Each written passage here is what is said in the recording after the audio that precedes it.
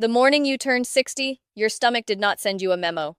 There was no notification, no gradual warning system, no moment where your body pulled you aside and said, listen, the rules have changed. The foods that passed through you without incident at 40, that you ate on an empty stomach before work for 20 years without consequence, are now interacting with a digestive system that has been quietly, incrementally, fundamentally altered in ways that most people never get explained to them in any useful detail. The reflux that appeared from nowhere, the nausea after a cup of coffee on an empty morning, the blood sugar spike that leaves you shaky and irritable 2 hours after what seemed like a reasonable breakfast, the bloating that arrives before noon and stays until evening. These are not random. They are not bad luck.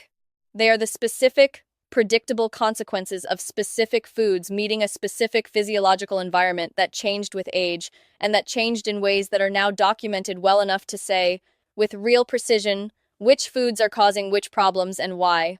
The conversation about what to eat after 60 is everywhere. It is in every health magazine, every wellness newsletter, every video in a category that seems to multiply faster than the actual knowledge behind it. Most of that conversation is about nutrients, more protein, more calcium, more vitamin D, fewer processed carbohydrates. Almost none of it is about timing. About the specific, mechanistically important question of what happens when particular foods meet a fasted, morning stomach that is operating under the physiological conditions of an older adult. That is the conversation that is almost never had. And it is the one that explains why a significant number of the digestive, metabolic, and cardiovascular problems that accelerate after 60 are being triggered not just by what people eat, but by when they eat it and what their stomach's condition is when it arrives. Let me start with the physiology, because the foods on this list only make sense if you understand what has changed in the stomach and gut of someone over 60, and what has changed is not minor. Gastric acid production declines significantly with age. Multiple studies using the gold standard measurement of gastric acid output, the pentagastrin stimulated acid secretion test, have found that between the ages of 20 and 60, maximum gastric acid output falls by approximately 30 to 40% in men and somewhat more in women. By 70, some studies find that up to 30% of older adults have what is called hypochlorhydria, clinically low stomach acid, and a smaller but significant percentage have achlorhydria, essentially no meaningful acid output at all. This matters enormously. Stomach acid is not primarily for digestion in the narrow sense of breaking food down, though it does that. It is a barrier against pathogens. It is the trigger for the cascade of digestive enzyme release downstream. It is the signal to the pyloric sphincter to regulate the pace at which stomach contents enter the small intestine. When stomach acid is low, that cascade is impaired from the first step. Protein digestion becomes less efficient. The pyloric sphincter loses some of its regulatory precision. The stomach retains contents for longer than it should. And certain foods, introduced into this environment in a fasted state when the stomach is most vulnerable to their specific chemistry, produce consequences that they would not produce in a younger, acid-sufficient stomach. Simultaneously, the stomach's protective mucus layer, the thick, bicarbonate-rich gel that coats the gastric lining and prevents acid from damaging the tissue. It is designed to digest everything else, becomes thinner and less robust with age. Prostaglandin production, which drives mucus secretion, declines. The result is a stomach lining that is more vulnerable to chemical irritation from foods that are acidic, stimulating, or directly irritant to the mucosal surface. And the enteric nervous system, the network of neurons embedded in the gut wall that coordinates the muscular contractions of digestion, loses approximately 40% of its neurons between the ages of 20 and 80. The gut's own nervous system ages. The coordination of peristalsis, the regulation of sphincter tone, the timing of enzyme release and motility all become less precise. The system works, but it works with less redundancy and less tolerance for inputs that stress it. This is the digestive environment that the foods on this list encounter when they are the first thing into an empty stomach after 60. Understanding the environment is what makes the specific problems of each food coherent rather than arbitrary. The first food is the one that will surprise the most people, not because it is obscure or unusual, but because it has been celebrated for decades as one of the healthiest possible ways to start a morning and is eaten by millions of people over 60. On an empty stomach every single day without any awareness of what it is doing to their pancreas. That food is fruit, specifically, high-sugar fresh fruit eaten alone, on an empty stomach, as the first intake of the day. an orange, a bowl of watermelon, a banana, a mango, a glass of fresh squeezed juice. These are the breakfasts of people who are trying to be healthy, and in most contexts, at most times of day, with other foods present, these are genuinely healthy foods. The problem is not the fruit. The problem is the specific metabolic event that occurs when concentrated fructose and glucose from fruit hits an empty stomach in an older adult whose fasting blood glucose regulation is already operating with less precision than it did at 35. Fruit sugars empty from the stomach rapidly, particularly when there is no fat, no protein, no fiber from other foods to slow gastric emptying. In a fasted state, gastric emptying of liquid and simple carbohydrate is already faster than in a fed state. The sugars from a morning piece of fruit or a glass of juice can be in the small intestine, being absorbed into the bloodstream within 15 to 20 minutes of consumption. The resulting blood glucose spike is steep and fast. And here is why this is different after 60 in a way that it was not at 40. Insulin sensitivity declines progressively from the mid-40s, with a significant acceleration after menopause in women and a steady decline in men throughout the 50s and 60s. The pancreas must release more insulin to achieve the same blood glucose clearance. The response is less precise and often somewhat delayed, meaning blood glucose peaks higher before the insulin response brings it back down, and the subsequent drop is sometimes steeper than it should be, producing the reactive hypoglycemia that presents as mid-morning shakiness, irritability, difficulty concentrating, and the craving for something sweet or starchy that the hypoglycemic brain demands. This pattern, high spike, exaggerated insulin response, reactive low, is repeated 3 times a day by people who start each meal with fruit or fruit juice without any other food present, and it is driving, with each repetition, an incremental degradation of insulin sensitivity that accelerates the metabolic decline they are trying to prevent by eating fruit for breakfast. The irony is almost elegant. The healthy breakfast is making the metabolic problem worse through a mechanism that is entirely time of day and stomach condition dependent. The same fruit, eaten after eggs and avocado, after the fat and protein have slowed gastric emptying and blunted the glucose absorption rate, produces a fraction of the glucose spike. It is not the fruit. It is the empty stomach before it. The fix is not to stop eating fruit. It is to eat it after, not before, the protein and fat component of breakfast. Or to eat it mid-morning, after the metabolic baseline has been established by a protein-first meal. The fruit is not the enemy. The sequencing is wrong. The second food is one that tens of millions of people reach for within minutes of waking, before they have eaten anything, before they have hydrated, sometimes before they have fully completed the transition from sleep to wakefulness. It is coffee. And the problem is not caffeine in the broad sense. It is the specific interaction between coffee's active compounds and the fasted, age-compromised stomach lining. Coffee is acidic, with a pH of approximately 5 to 5.1 for most brewed coffees, though cold brew is significantly less acidic, which is relevant. More importantly, coffee contains compounds called chlorogenic acids and N-alkanoyl 5-hydroxytryptamide that directly stimulate gastric acid secretion. They trigger the parietal cells in the stomach wall to produce hydrochloric acid even in the absence of food. In a younger stomach with a robust mucus layer, this acid stimulation in a fasted state produces a transient increase in gastric acidity that the mucus layer manages without complaint. In an older stomach with a thinning mucus layer and already compromised protective mechanisms, the same stimulation is introducing significant acid production directly onto a gastric lining that is now less equipped to tolerate it.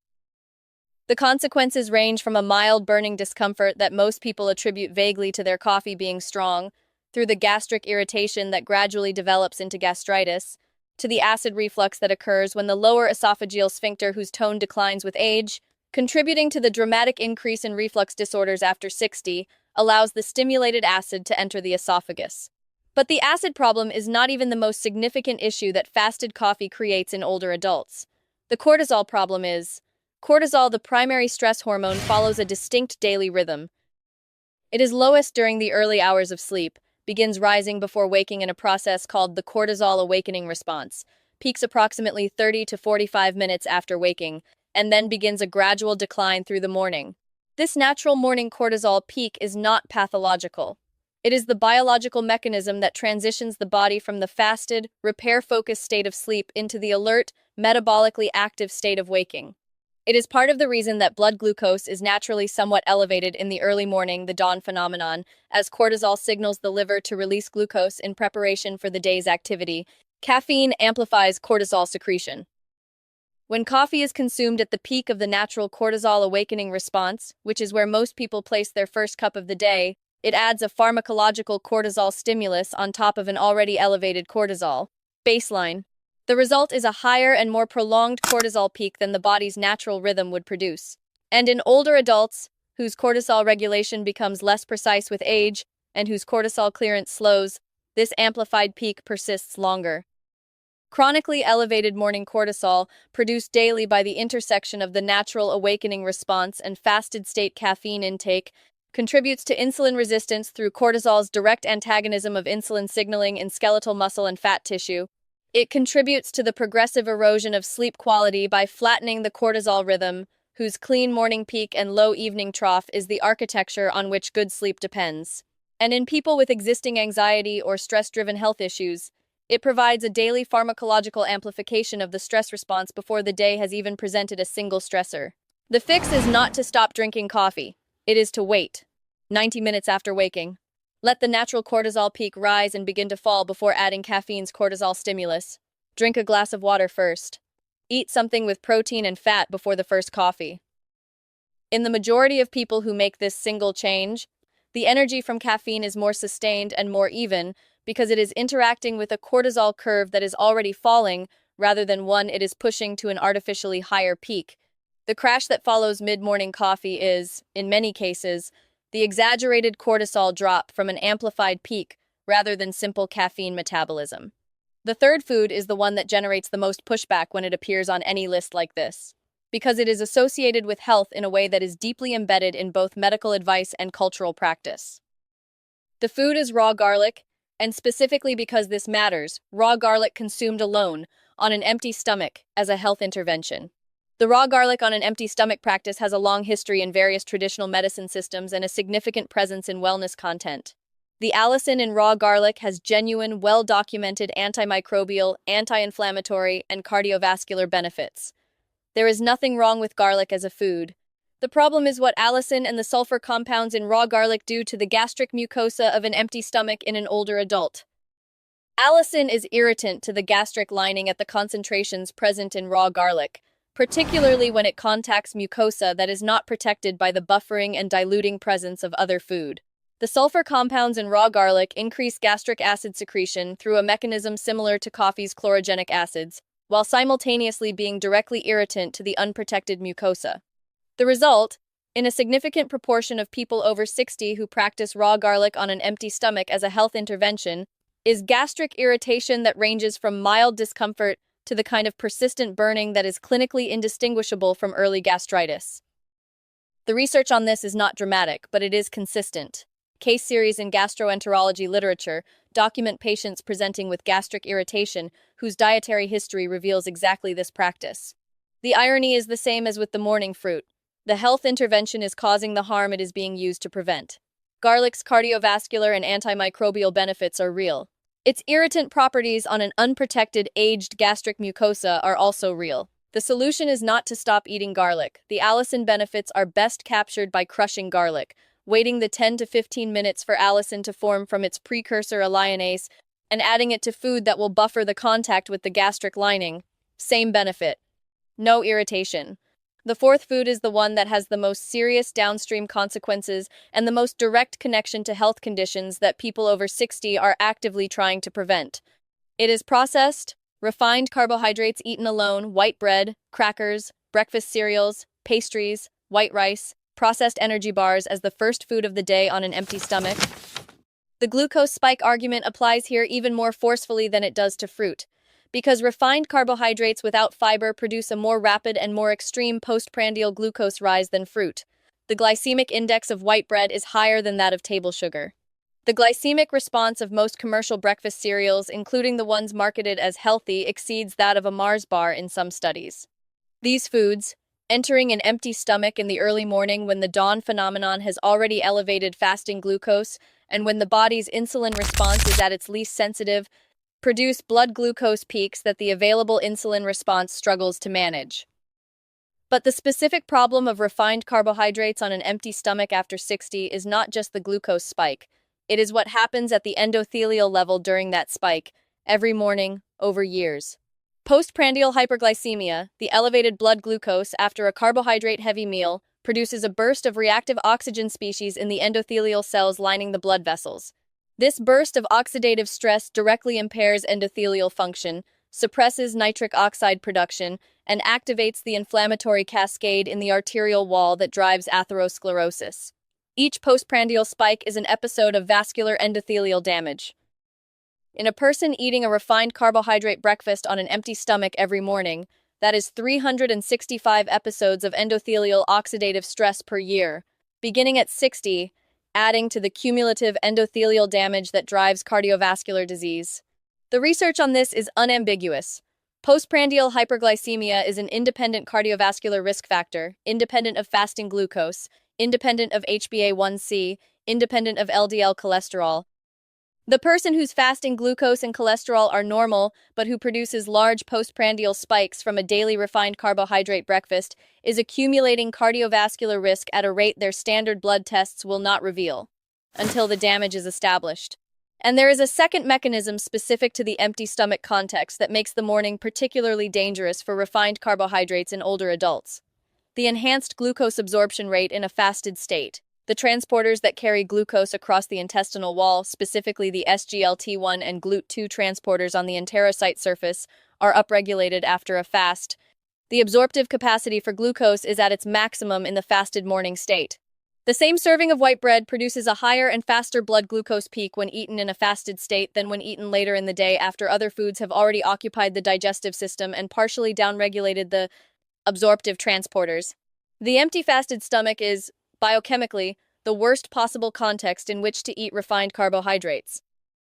It maximizes absorption speed, minimizes buffering, interacts with the dawn phenomenon's already elevated fasting glucose, and encounters an insulin response that is at its least sensitive precisely at the time of day when the glucose challenge is at its most extreme. The alternative is not a dramatic dietary overhaul, it is sequence and composition, eggs with vegetables, full-fat yogurt with nuts, avocado on a protein source, smoked fish with a small amount of whole grain, any combination that leads with fat and protein, which slow gastric emptying and blunt the glucose absorption rate, before introducing carbohydrate in whatever form. The carbohydrate does not need to be eliminated. It needs to arrive after the buffer is in place.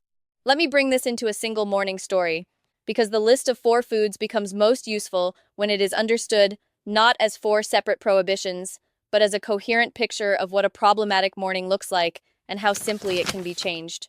There is a version of the morning that many people over 60 are living. They wake, their stomach is empty. They have coffee immediately sometimes before getting out of bed, from a bedside machine that has been timing to their alarm.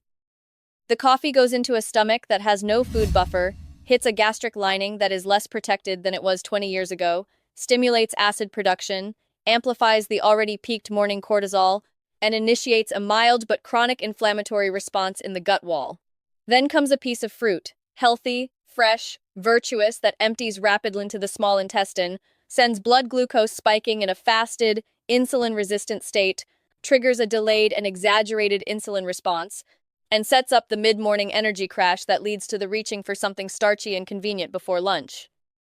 Perhaps a piece of toast, white bread, or something that presents as whole grain, but whose refined flour content produces a nearly identical glycemic response, which adds a second glucose spike on the descending tail of the first, driving further insulin secretion, further insulin resistance in the muscle and fat tissue that is managing the load. This is not a dramatic story. It is the quiet morning of a person who is trying to eat reasonably well and is being harmed by patterns that nobody explained are specifically problematic in the specific physiological context of their age and their empty stomach.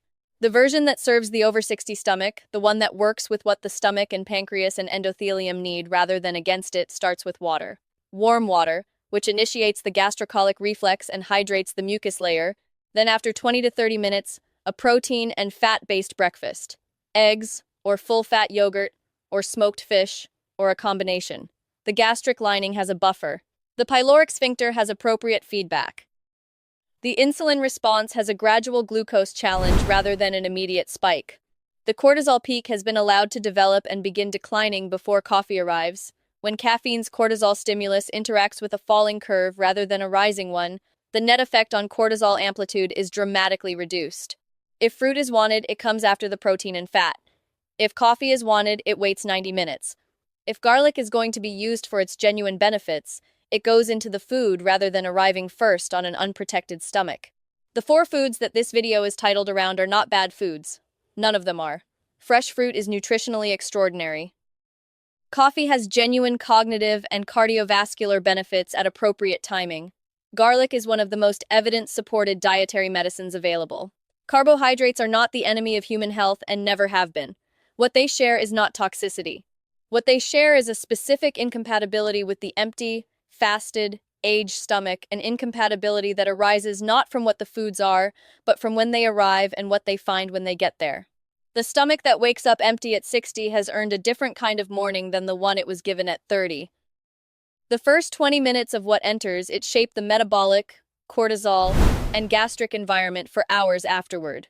Getting those 20 minutes right is not a sacrifice. It is not a restriction. It is a small, specific, evidence-based shift in the sequence of what happens before the day properly begins. The memo that your stomach did not send you on the morning you turned 60 is the one this video was trying to write. Now you have it.